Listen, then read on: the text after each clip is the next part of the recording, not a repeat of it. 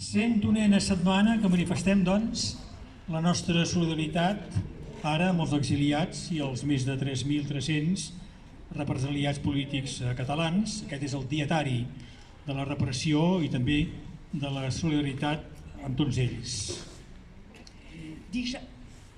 Dijous 19 d'agost. La 100a hora solidària es fa a la Casa de la Vila, a Rià, Bressol de Catalunya, amb com convidat Jordi Sànchez, en un dels seus primers actes des que va sortir de la presó.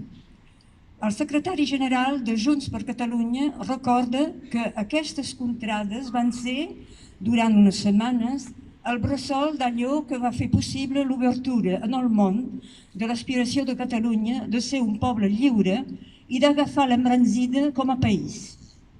Sánchez també ha volgut donar importància a la defensa de la llengua i la cultura catalana.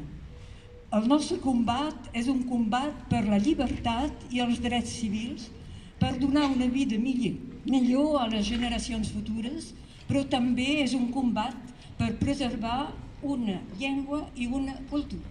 Divendres 20 d'agost, la Fiscalia de l'Audiència Espanyola acusa de pertinença a organització terrorista i tinença i fabricació d'explosius als 9 membres del CDR que van ser detinguts a la ràtzia del 23 de setembre del 2019, tot i que la Guàrdia Civil no va poder acreditar la presència d'explosius. La Fiscalia insisteix en aquesta hipòtesi.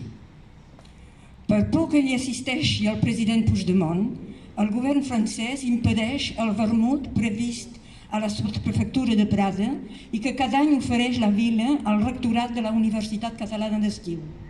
Dissabte 21 d'agost es celebra a Salses el primer aplec Porta dels Països Catalans. Primer a la Porta mateix, a les 16:59, per recordar l'any de la signatura del Tractat dels Pirineus, i després a la plaça Major de Salses amb un acte poètic i musical.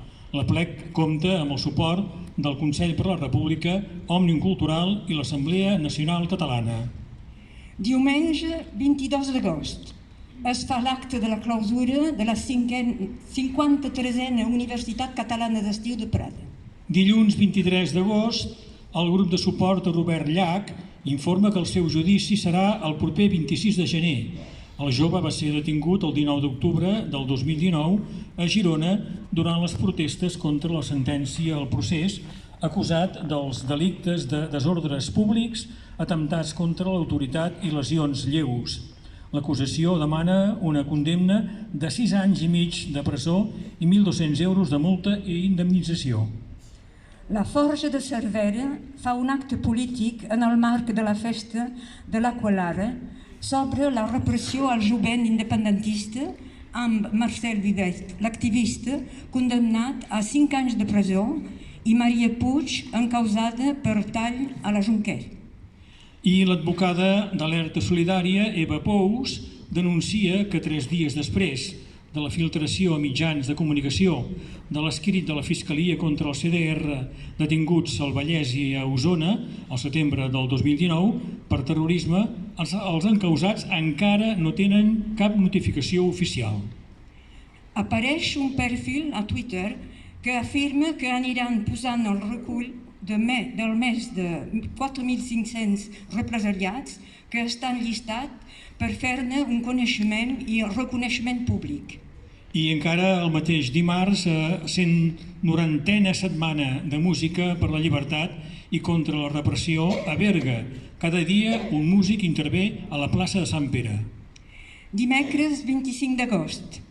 L'advocat de la consellera Clara Ponsatí, ara exiliada a Brussel·les, comunica que la vista per a la seva extradició serà aquest dijous 26 d'agost al Tribunal del Xèrif d'Edimburg. El tribunal haurà d'examinar si el procés d'extradició continua en curs a Escòcia, tenint en compte que Clara Ponsatí ara viu a Bèlgica. I acabem, com sempre, amb uns dels 3.300 encausats. Avui parlem dels batlles del 1 d'octubre. Continuen obertes causes contra diversos batlles acusats de facilitar el referèndum del 1 d'octubre. Alguns han estat absolts, com la batllessa de Roses, Montse Mindan, i d'altres condemnats per desobediència, com l'exbatlle d'Agramunt i exconseller d'Exteriors Bernat Soler. Hi ha més batlles que esperen judici o sentència, com és el cas de Paco Gas, batlle de Roquetes.